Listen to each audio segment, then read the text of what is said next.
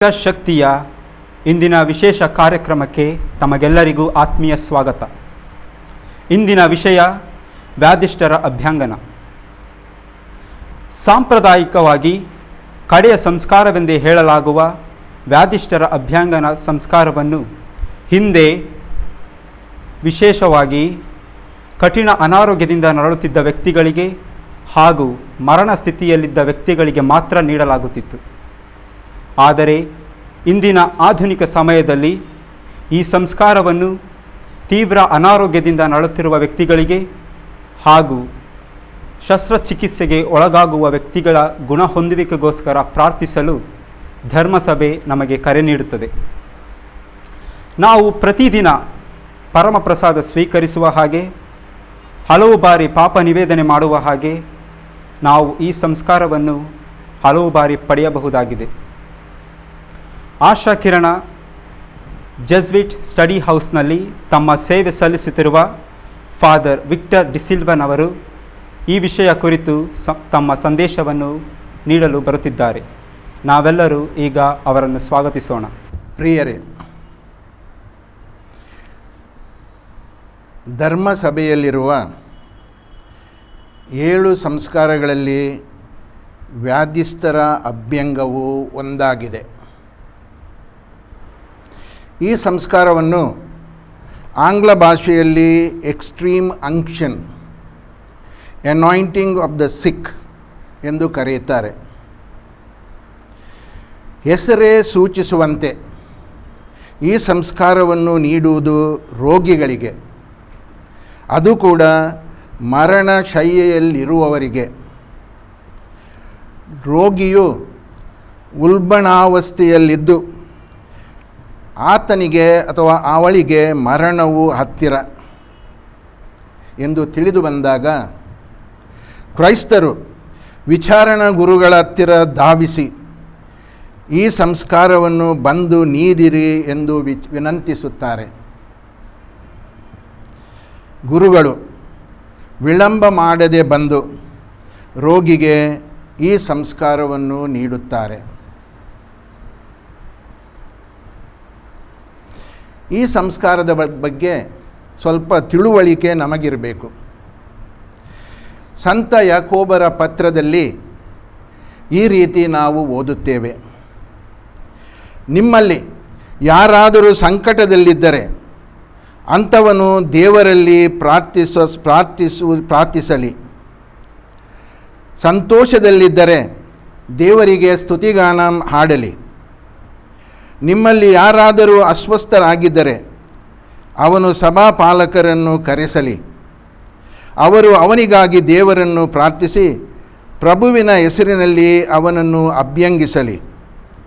ಆಗ ವಿಶ್ವಾಸಭರಿತ ಪ್ರಾರ್ಥನೆ ರೋಗಿಯನ್ನು ಗುಣಪಡಿಸುತ್ತದೆ. ಹಾಸಿಗೆ ಹಿಡಿದ ರೋಗಿಯನ್ನು ಪ್ರಭು ಎಬ್ಬಿಸುತ್ತಾರೆ. ಅವನು ಪಾಪ ಮಾಡಿದವನಾಗಿದ್ದರೆ ಕ್ಷಮೆಯನ್ನು ಪಡೆಯುತ್ತಾನೆ. ಆದ್ದರಿಂದ ಒಬ್ಬರಿಗೊಬ್ಬರು ಪ್ರಾರ್ಥಿಸಿರಿ, ಆಗ ನೀವು ಸ್ವಸ್ಥರಾಗುತ್ತೀರಿ.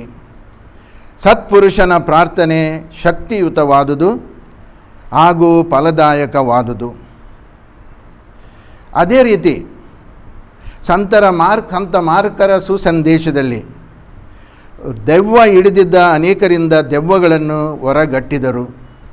ತೈಲ ಲೇಪನ ಮಾಡಿ ಅನೇಕ ರೋಗಿಗಳನ್ನು ಗುಣಪಡಿಸಿದರು. ಇದು ಆ ವ್ಯಾಧಿಸ್ಥರ ಅಭ್ಯಂಗವನ್ನು ಕೊಡುವ ವಿಧಿಯಲ್ಲಿ ಹೂಡಿಕೊಂಡ ವಿಷಯಗಳನ್ನು ಮಾತನಾಡುತ್ತಿದೆ. ಧರ್ಮಸಭೆಯು ಕಾಲಾನುಕಾಲ ಈ ಧರ್ಮಗ್ರಂಥದ ವಾಕ್ಯದ ಮೇಲೆ ನಿಷ್ಠೆಯಿಂದ ಕ್ರಿಯಾರೂಪಿಯಾಗಿದೆ. ಆರಾಧನಾ ಸೇವಾ ಕಾರ್ಯದ ಈ ವಿಧಿಯನ್ನು ರೋಗಿಯನ್ನು ಅಭ್ಯಂಗಿಸುವ ಸಂಸ್ಕಾರವೆಂದು ಕರೆಯಲಾಗಿದೆ. ದುರಾದೃಷ್ಟವಶಾತ್ ಈ ಸಂಸ್ಕಾರವನ್ನು ನಾವು ವ್ಯಾಧಿಸ್ಥರ ಅಭ್ಯಂಗವೆಂದು ಕರೆಯುತ್ತೇವೆ. ಅದು ರೋಗಿಯ ಸಾವಿಗೆ ಸಂಬಂಧಪಟ್ಟದ್ದು, ಗುಣಮುಖಕ್ಕೆ ಅಲ್ಲವಾಯಿತು. ಗುರುಗಳನ್ನು ರೋಗಿಯಲ್ಲಿಗೆ ಕರೆತಂದಾಗ ಇದು ಪರಿಸ್ಥಿತಿಯ ವಿಷಮತೆಯನ್ನು ಸೂಚಿಸುತ್ತಿತ್ತು. ವಿನಃ ಭರವಸೆಯ ಅಥವಾ ಸುಧಾರಣೆಯ ಕುರುಹುವನ್ನು ತೋರಿಸುತ್ತಿರಲಿಲ್ಲ. ಆದರೆ ಈ ಸಂಸ್ಕಾರವನ್ನು ಮರಣಕ್ಕೆ ಸಂಬಂಧ ಮಾಡಿಕೊಟ್ಟರೂ ಕ್ರೈಸ್ತ ಸಮುದಾಯಕ್ಕೆ ಇದರಲ್ಲಿ ಯೇಸುಕ್ರಿಸ್ತರ ಗುಣಮುಖ ಮಾಡುವ ಶಕ್ತಿ ಹುದುಗಿಕೊಂಡಿದೆ ಎಂಬ ವಿಶ್ವಾಸವಿತ್ತು. ಅದಕ್ಕಾಗಿ ಟ್ರೆಂಟಿನ ಮಹಾಸಭೆಯು ಈ ಸಂಸ್ಕಾರವು ದೈಹಿಕ ಗುಣಮುಖ ನೀಡುವುದನ್ನು ಉಲ್ಲೇಖಿಸುತ್ತಿದೆ. ಅದು ಸೂಚಿಸುವುದು ಏನೆಂದರೆ, ಮಾಡುವ ಅಭ್ಯಂಜನದಿಂದ ಪವಿತ್ರಾತ್ಮರ ವರವು ಪರಿಹರಿಸಲು ಪಾಪಗಳಿದ್ದರೆ ಅವುಗಳನ್ನು ಪರಿಹರಿಸುತ್ತಿದೆ, ರೋಗಿಯ ಆತ್ಮವನ್ನು ಎದ್ದೇಳಿಸುತ್ತಿದೆ ಮತ್ತು ಶಕ್ತಿಯುತ ಮಾಡುತ್ತಿದೆ, ಅವನಲ್ಲಿ ದೈವಿಕ ದಯೆಯನ್ನು ಉದ್ರೇಕಗೊಳಿಸಿ ಇದರ ಫಲದಿಂದ ರೋಗದ ದುಷ್ಪರಿಣಾಮವು ಹಾಗೂ ನೋವನ್ನು ಸಹಿಸಲು ಅವನಿಗೆ ಸಾಧ್ಯವಾಗುವುದು. ಅವನ ಮೇಲೆ ನಡೆಸಲು ಕಾದುಕೊಂಡಿರುವ ಸೈತಾನನ ಆಮಿಷಗಳನ್ನು ಎದುರಿಸಲು ಸಹಾಯ ದೊರಕುವುದು, ಅವನ ಆತ್ಮಕ್ಕೆ ಒಳಿತಾಗುವುದು ಎಂದು ಕಂಡು ಬಂದರೆ ದೈಹಿಕ ಆರೋಗ್ಯವು ಬಂದೊದಗುವುದು. ಧರ್ಮಸಭೆಯು ತನ್ನ ಅಧಿಕೃತ ದಸ್ತಾವೇಜುಗಳಲ್ಲಿ ಬೋಧಿಸಿದ್ದು ಈ ಸಂಸ್ಕಾರದಿಂದ ಒದಗಿ ಬರುವುದು ದೈಹಿಕ ಗುಣಮುಖ. ಆದರೆ ರೋಗಿಯಲ್ಲಿ, ಕುಟುಂಬದಲ್ಲಿ ಮತ್ತು ಸಂಸ್ಕಾರ ನೀಡುವ ಗುರುವಲ್ಲಿ ಇದು ಕಂಡುಬರುತ್ತಿರಲಿಲ್ಲ. ಈ ಸಂಸ್ಕಾರವು ಕೊನೆಯ ವಿಧಿ, ಸಾವಿಗೆ ಸಿದ್ಧತೆ ಎಂದು ಪರಿಗಣಿಸಲಾಗಿತ್ತು. ಶತಮಾನಗಳ ನಂಬಿಕೆ ಏನೆಂದರೆ ಈ ಸಂಸ್ಕಾರದ ಅಭ್ಯಂಜನವು ಸಾವಿನಂಚಿನಲ್ಲಿದ್ದ ವ್ಯಕ್ತಿಯಲ್ಲಿ ಶಾಂತಿ ಸಮಾಧಾನವನ್ನು ಕೊಟ್ಟಿದೆ ಎಂಬುದಾಗಿತ್ತು. ಹೊಸ ವಿಧಿ. ಅಭ್ಯಂಜನದ ಹೊಸ ವಿಧಿಯಲ್ಲಿ ಈ ಸಂಸ್ಕಾರವನ್ನು ರೋಗಗ್ರಸ್ತನ ಸಂಸ್ಕಾರವೆಂದು ಕರೆಯಲಾಗಿದೆ. ಇದನ್ನು ಯೇಸುಕ್ರಿಸ್ತರು ನಡೆಸಿದ ಪೂರ್ತಿ ವ್ಯಕ್ತಿಯ ಸೇವಾ ಕಾರ್ಯವೆಂದು ನೋಡಿಕೊಳ್ಳಲಾಗಿದೆ. ಈ ಹೊಸ ವಿಧಿಯ ಪ್ರಸ್ತಾವನೆಯಲ್ಲಿ ನಾವು ಹೀಗೆ ಓದುತ್ತೇವೆ: ಕರ್ತರಿಗೆ ವ್ಯಕ್ತಿಯ ದೈಹಿಕ ಮತ್ತು ಆತ್ಮೀಯ ಕ್ಷೇಮದ ಮೇಲೆ ಅವರ ಕಾಳಜಿ ಇತ್ತು. ಅದೇ ಪರಿ ಅವರ ಅನುಯಾಯಿಗಳು ಮಾಡಬೇಕೆಂದು ಆಜ್ಞಾಪಿಸಿದರು.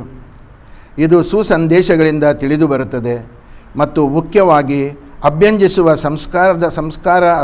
ಸಂಸ್ಕಾರದ ಅಸ್ತಿತ್ವದಲ್ಲಿ ಇದ್ದುದರಿಂದ ಈ ಸಂಸ್ಕಾರವನ್ನು ಅವರೇ ಸ್ಥಾಪಿಸಿದ್ದು. ಅದು ಯಾಕೋಬರ ಪತ್ರದಲ್ಲಿ ಅನುಮೋದಿಸಲ್ಪಟ್ಟಿದೆ. ಈ ಸಂಸ್ಕಾರದಲ್ಲಿ ಕರ್ತರ ಕಾಳಜಿಯು ಎದ್ದು ಕಾಣುತ್ತಿದೆ. ಈ ಸಂಸ್ಕಾರದ ಆಚರಣೆಯಲ್ಲಿ ರೋಗಗ್ರಸ್ತನಾದ ವ್ಯಕ್ತಿಯು ಕರ್ತರನ್ನೇ ಸಂಧಿಸುತ್ತಾನೆ ಮತ್ತು ಅವರ ರಕ್ಷಣೆಯ ಮತ್ತು ವ್ಯಾಧಿ ನಿವಾರಣಾ ಸಾನ್ನಿಧ್ಯವನ್ನು ಅನುಭವಿಸುತ್ತಾನೆ. ಅದಕ್ಕಾಗಿ ರೋಗಿಯು ಈ ಸಂಸ್ಕಾರವನ್ನು ಸ್ವೀಕರಿಸುವಲ್ಲಿ ಕಾಲವ್ಯಯ ಮಾಡಕೂಡತಕ್ಕದ್ದು. ಅಂತಹ ಕರ್ತರ ಭೇಟಿಯನ್ನು ಪಡೆಯುವಲ್ಲಿ ಕಾತುರನಾಗಿರಬೇಕು.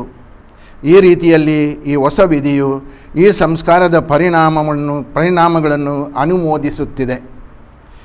ಈ ಸಂಸ್ಕಾರವು ರೋಗಿಗಳಿಗೆ ಪವಿತ್ರಾತ್ಮರ ಈ ವರವನ್ನು ನೀಡುತ್ತಿದೆ. ಈ ವರದಿಂದ ಪೂರ್ತಿ ವ್ಯಕ್ತಿಯು ಸಹಾಯ ಪಡೆದು ರಕ್ಷಿಸಲ್ಪಡುವನು, ದೇವರಲ್ಲಿಟ್ಟ ನಂಬಿಕೆಯಿಂದ ಸಲಹಲ್ಪಡುವನು, ಸೈತಾನನ ಆಮಿಷಗಳನ್ನು ಎದುರಿಸಲು ಶಕ್ತಿ ಪಡೆಯುವನು ಮತ್ತು ಮರಣದ ಮೇಲಿನ ಆತಂಕವನ್ನು ತೆಗೆದುಹಾಕುವುದು. ಈ ರೀತಿ ರೋಗಿಗೆ ಕಷ್ಟಗಳನ್ನು ಎದುರಿಸಿ ಧೈರ್ಯದಿಂದ ಸಹಿಸಲು ಆಗುವುದು ಮಾತ್ರವಲ್ಲ, ಅದರ ವಿರುದ್ಧ ಹೋರಾಟ ನಡೆಸಲು ಶಕ್ತನಾಗುವನು.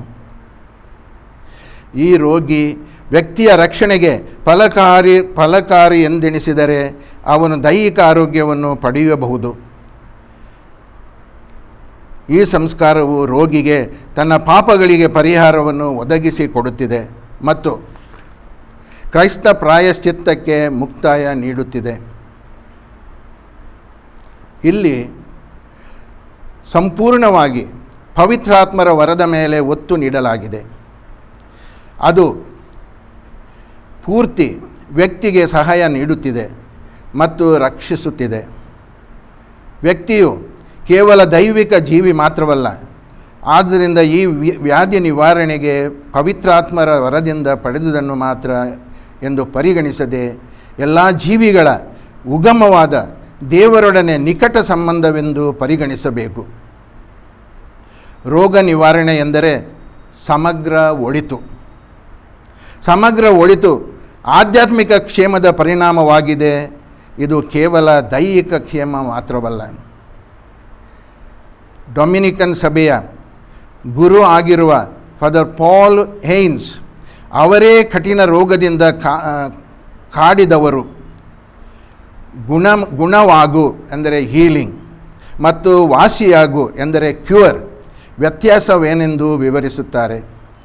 ಗುಣವಾಗು ವ್ಯಕ್ತಿಯು ರೋಗದ ಕಷ್ಟಗಳ ನಿವಾರಣೆ, ಆದರೆ ದೈಹಿಕ ಮತ್ತು ಮಾನಸಿಕ ಅಸಮರ್ಥತೆ ಇರುತ್ತಿದೆ. ಇದು ಆತಂಕ ನಿವಾರಿಸುತ್ತಿದೆ. ವ್ಯಕ್ತಿಯನ್ನು ಬೇರೆಯವರಿಂದ ದೂರ ಮಾಡುವುದಿಲ್ಲ, ದೇವರಿಂದಲೂ ದೂರ ಮಾಡದು. ವಾಸಿಯಾಗು ರೋಗದ ಎಲ್ಲ ಕುರುಹುಗಳು ಮಾಯವಾಗುತ್ತಿವೆ. ಎಲ್ಲ ವೈದ್ಯಕೀಯ ಶುಶ್ರೂಷೆಗಳು ವಾಸಿಯಾಗಲು ಬಳಸಲಾಗುವುವು. ಕೆಲವು ಸಲ ಕಾಯಿಲೆಯಾಗಿರುವ ಅಂಗವನ್ನು ತೆಗೆದು ಅಲ್ಲೊಂದು ಕಲೆ ಎದ್ದು ಕಾಣಬಹುದು. ವಾಸಿಯಾಗದ ಕಾಯಿಲೆಗಳಿವೆ, ಆದರೆ ವಾಸಿಯಾಗದ ವ್ಯಕ್ತಿಗಳಿಲ್ಲ. ಆದ್ದರಿಂದ ಪೂರ್ತಿ ವಿಶ್ವಾಸದಿಂದ ವ್ಯಕ್ತಿಯ ಗುಣಮುಖಕ್ಕಾಗಿ ನಾವು ಬೇಡಬಹುದು. ವ್ಯಕ್ತಿಯ ಗುಣಮುಖವನ್ನು ಅವನ ಹೃದಯದ ಗುಣಮುಖದಲ್ಲಿ ನಾವು ಕಾಣಬೇಕು. ವ್ಯಕ್ತಿಯ ಗುಣಮುಖವನ್ನು ಅವನ ದೇವರಲ್ಲಿನ ಮತ್ತು ಪರರ ಸಂಬಂಧದಲ್ಲಿ ಕಾಣಬೇಕು. ತೀವ್ರತರ ಅಸಮಾಧಾನಗಳಿಂದ, ಹೆದರಿಕೆಗಳಿಂದ ಮತ್ತು ವ್ಯಕ್ತಿಯ ಜೀವನದಲ್ಲಿ ದೇವರ ಯೋಜನೆಗಳನ್ನು ತಿರಸ್ಕರಿಸುವಿಕೆಯಿಂದ ಬಿಡುಗಡೆ ಪಡಿಸುವುದು. ಅಷ್ಟೇ ವಿಶ್ವಾಸದಿಂದ ಆ ವ್ಯಕ್ತಿಯ ದೈವಿಕ ಗುಣಮುಖಕ್ಕಾಗಿ ಪ್ರಾರ್ಥಿಸತಕ್ಕದ್ದು. ಮಾಡುವ ಪ್ರಾರ್ಥನೆಗಳು ಅಂತಹ ವಿಶ್ವಾಸವನ್ನು ನಮ್ಮಿಂದ ಆಶಿಸುತ್ತಿದೆ. ರೋಗಿಯನ್ನು ಅಭ್ಯಂಜಿಸುವಾಗ ಮಾಡುವ ಪ್ರಾರ್ಥನೆಗಳು ನಾವು ಕೂಲಂಕುಷವಾಗಿ ಪರೀಕ್ಷಿಸಿ ನೋಡಬಹುದು. ಅಭ್ಯಂಜನ ಮಾಡುವಾಗ ಬಳಸುವ ಪ್ರಾರ್ಥನೆಗಳು ಇವು. ಈ ಪವಿತ್ರ ಅಭ್ಯಂಜನದಿಂದ ಕರ್ತರಾದ ದೇವರು ಅವರ ಪ್ರೀತಿ ಮತ್ತು ದಯೆಯಿಂದ ನಿನ್ನನ್ನು ಪವಿತ್ರಾತ್ಮರ ವರದಿಂದ ಸಲಹಲಿ. ಕರ್ತರಾದ ದೇವರು ಪಾಪದಿಂದ ಸಂರಕ್ಷಿಸುವ ನಿನ್ನನ್ನು ರಕ್ಷಿಸಿ ಪುನರುಜ್ಜೀವನಗೊಳಿಸಲಿ. ಕರ್ತರಾದ ಯೇಸು ಕ್ರಿಸ್ತರೇ, ನಮ್ಮ ರಕ್ಷಕರೇ, ಪವಿತ್ರಾತ್ಮರ ವರದಿಂದ ನಿಮ್ಮ ಸೇವಕ ಅಥವಾ ಸೇವಕಿಯ ನಿಸ್ಸಹಾಯಕತೆಯನ್ನು ವಾಸಿ ಮಾಡಿರಿ. ಅವಳ ರೋಗವನ್ನು ಗುಣಪಡಿಸಿರಿ ಮತ್ತು ಅವಳ ಪಾಪಗಳನ್ನು ಪರಿಹರಿಸಿರಿ. ಅವನು ಅಥವಾ ಅವಳು ಅನುಭವಿಸುವ ಮಾನಸಿಕ ಮತ್ತು ದೈಹಿಕ ಕಷ್ಟ ನಷ್ಟಗಳನ್ನು ತೆಗೆದುಹಾಕಿರಿ. ದಯೆಯಿಂದ ಅವನಿಗೆ ಅಥವಾ ಅವಳಿಗೆ ಪೂರ್ತಿ ಆರೋಗ್ಯ ಭಾಗ್ಯವನ್ನು ದಯಪಾಲಿಸಿರಿ ಮತ್ತು ಅವರು ಹಿಂದೆ ಗೈಯುತ್ತಿದ್ದ ಕೆಲಸಗಳನ್ನು ನಿರ್ವಹಿಸಲು ಶಕ್ತಿ ನೀಡಿರಿ. ನೀವು ಸದಾ ಬಾಳುವ ಕರ್ತರು. ಆಮೆನ್. ಈ ಪವಿತ್ರ ಅಭ್ಯಂಗದ ಮೂಲಕ ಹಾಗೂ ನಿಮ್ಮ ಮೇಲಿಟ್ಟಿರುವ ಅಪಾರ ಪ್ರೀತಿಯ ಪ್ರಯುಕ್ತ ಪ್ರಭುವು ನಿಮಗೆ ಪವಿತ್ರ ಶಕ್ತಿಯನ್ನಿತ್ತು ನೆರವಾಗಲಿ ಎನ್ನೊಂದು ಪ್ರಾರ್ಥನೆ. ದಯಾಮಯ ದೇವರು ನಿನ್ನ ಯಾತನೆಯನ್ನು ನಿವಾರಿಸಲಿ, ಪಾಪದ ಸಂಕೋಲೆಯಿಂದ ಬಿಡುಗಡೆ ಮಾಡಿ ನಿಮ್ಮನ್ನು ಕಾಪಾಡಲಿ. ನಮ್ಮ ವಿಮೋಚಕರಾದ ಯೇಸುವೆ, ಪವಿತ್ರಾತ್ಮರ ಶಕ್ತಿಯಿಂದ ಈ ನಮ್ಮ ಸಹೋದರ ಸಹೋದರಿಯ ವ್ಯಾಧಿಯನ್ನು ಗುಣಪಡಿಸಿರಿ. ಮಾನಸಿಕ ಹಾಗೂ ಶಾರೀರಿಕ ನೋವುಗಳನ್ನು ನಿವಾರಿಸಿರಿ. ಈಕೆ ಆತ್ಮ ಶರೀರದಲ್ಲಿ ಮೊದಲಿನಂತೆ ಸೌಖ್ಯವನ್ನು ಪಡೆಯಲಿ. ಯುಗ ಯುಗಾಂತರಕ್ಕೂ ಜೀವಿಸಿ ಆಳುವ ನಿಮ್ಮನ್ನು ಪ್ರಾರ್ಥಿಸುತ್ತೇವೆ. ಕೊಟ್ಟ ವಿವರಣೆ. ಅಭ್ಯಂಜನ ಮಾಡುವಾಗ ಉಪಯೋಗಿಸುವ ಪ್ರಾರ್ಥನೆಗಳು, ಅದನ್ನು ನಾವು ಸರಿಯಾಗಿ ವಿಚಾರಿಸಿ ಅದರ ಮೇಲೆ ಸ್ವಲ್ಪ ಮಂಥನ ಮಾಡಿದರೆ ಈ ಸಂಸ್ಕಾರವು ಯಾವುದು, ರೋಗಿಗೆ ಸೌಖ್ಯವನ್ನು ನೀಡುವ, ಗುಣಮುಖ ಮಾಡುವ. ಅದು ಮಾತ್ರವಲ್ಲ, ದೈವಾಧೀನರಾಗಿ ದೇವರತ್ತಿರ ಹೋಗುವ ಸಾಧನವೂ ಕೂಡ ಆಗಬಹುದು ಎಂದು ನಾವು ತಿಳಿದುಕೊಳ್ಳುತ್ತೇವೆ. ಆದ ಕಾರಣ ಪ್ರಿಯರೇ, ಈ ಸಂಸ್ಕಾರದ ಆಚರಣೆಯಿಂದ ಲಭಿಸುವ ಪರಿಣಾಮಗಳು ಇವು. ಒಂದು, ಪವಿತ್ರಾತ್ಮರ ಪ್ರತ್ಯೇಕ ವರ. ಈ ಸಂಸ್ಕಾರದಿಂದ ಮೊದಲು ಲಭಿಸುವುದು ಶಕ್ತಿ, ಶಾಂತಿ ಮತ್ತು ಧೈರ್ಯ. ರೋಗವು ಉಲ್ಬಣವಾಗಿದ್ದರೆ, ವೃದ್ಧಾಪ್ಯದಿಂದ ನಿಶ್ಶಕ್ತನಾದರೆ ಈ ಕಷ್ಟಗಳನ್ನು ಎದುರಿಸಲು ಶಕ್ತಿ. 2, ಕ್ರಿಸ್ತರ ಪಾಡುಗಳಲ್ಲಿ ಐಕ್ಯತೆ. ಈ ಸಂಸ್ಕಾರದ ವರದಿಂದ ರೋಗಿಯು ಕ್ರಿಸ್ತರ ಪಾಡುಗಳಲ್ಲಿ ಒಂದಾಗಲು ಶಕ್ತಿ ಮತ್ತು ವರವನ್ನು ಪಡೆಯುತ್ತಾನೆ. 3, ಧರ್ಮಸಭೆಯ ವರ. ಈ ಸಂಸ್ಕಾರವನ್ನು ಸ್ವೀಕರಿಸುವವರು ಸ್ವ ಇಚ್ಛೆಯಿಂದ ಕ್ರಿಸ್ತನ ಪಾಡು ಮತ್ತು ಮರಣದಲ್ಲಿ ಒಂದಾಗುತ್ತಾರೆ. ಅದರಿಂದ ದೇವಜನರ ಒಳಿತಿಗೆ ಕಾರಣರಾಗುತ್ತಾರೆ. ಈ ಸಂಸ್ಕಾರದ ಆಚರಣೆಯಿಂದ ಸಂತರೊಡಗೂಡಿ ರೋಗಿ ಪರವಾಗಿ ಯಾಚಿಸುತ್ತಾರೆ. 4ನೇದು, ಕೊನೆಯ ಪಯಣಕ್ಕೆ ಸಿದ್ಧತೆ. ಈ ಸಂಸ್ಕಾರವನ್ನು ಎಲ್ಲ ರೋಗಿಗಳಿಗೆ ಕೊಟ್ಟರೂ ಕಟ್ಟಕಡೆಗೆ ಮರಣದ ದ್ವಾರದಲ್ಲಿದ್ದವರಿಗೆ ಇದು ಅವರ ಕೊನೆಯ ಪಯಣಕ್ಕೆ ಸಿದ್ಧತೆಯಾಗುತ್ತದೆ. ಜ್ಞಾನಸ್ನಾನ ನಮ್ಮಲ್ಲಿ ಹೊಸ ಜೀವವನ್ನು ನೀಡಿದ್ದು, ದೃಢೀಕರಣವು ಜೀವನದ ಹೋರಾಟಗಳಿಗೆ ಶಕ್ತಿ ನೀಡಿಸುತ್ತಿದೆ. ಅಭ್ಯಂಗವು ನಮ್ಮ ಜೀವನದ ಅಂತ್ಯವನ್ನು ಬಲಗೊಳಿಸುತ್ತಿದೆ. ತಂದೆಯ ನಿವಾಸದೆಡೆಗೆ ಸಾಗುವಾಗ ಇರುವ ಕಷ್ಟಗಳನ್ನು ಎದುರಿಸಲು ಭಯ ನೀಡುತ್ತಿದೆ. ಆಮೆನ್. ಧನ್ಯವಾದಗಳು ಫಾದರ್ ವಿಕ್ಟರ್ ಡಿಸಿಲ್ವಾ. ದೇವರು ಸದಾ ನಿಮ್ಮನ್ನು ಆಶೀರ್ವದಿಸಲಿ.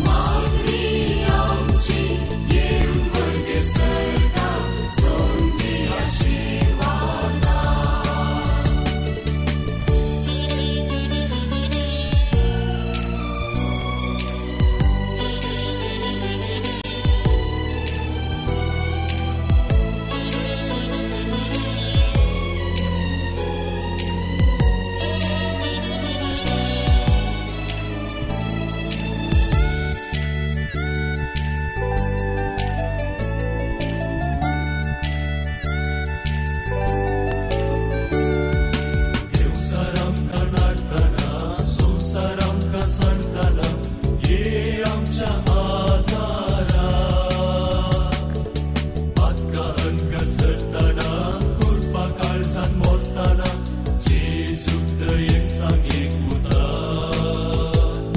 खुशीताची करून दियाता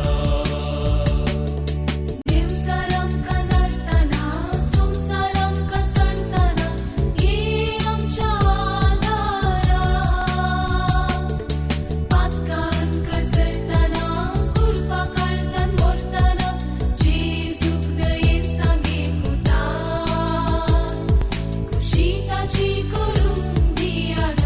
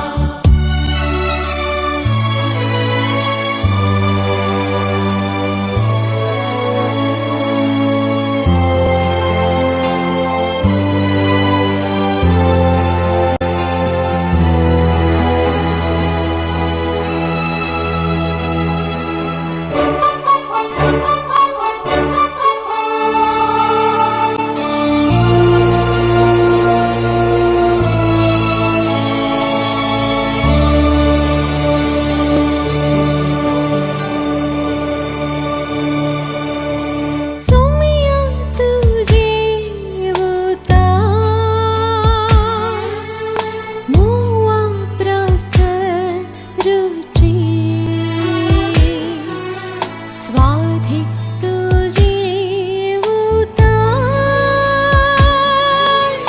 फुला प्रस्परमणी सोमिया तुझे उतार मोआ प्रस्तर रुचि स्वाधिक तुझे उतार फुला प्रस्परमणी सोमिया तुझे उतार जीवितिका जिनिये परिणाम आमच्या आधार जाता सर्गी वाटे आमका सलोन वता तुझ्या उतरांकाचा प्रेरण दिता सोया तुझे उतार जीवित दिता जिनिये परिणाम आमच्या आधार जाता सर्गी वाटे आमका सलम वरता तुझ्या उतरांखाल जाऊ प्रेरण दिता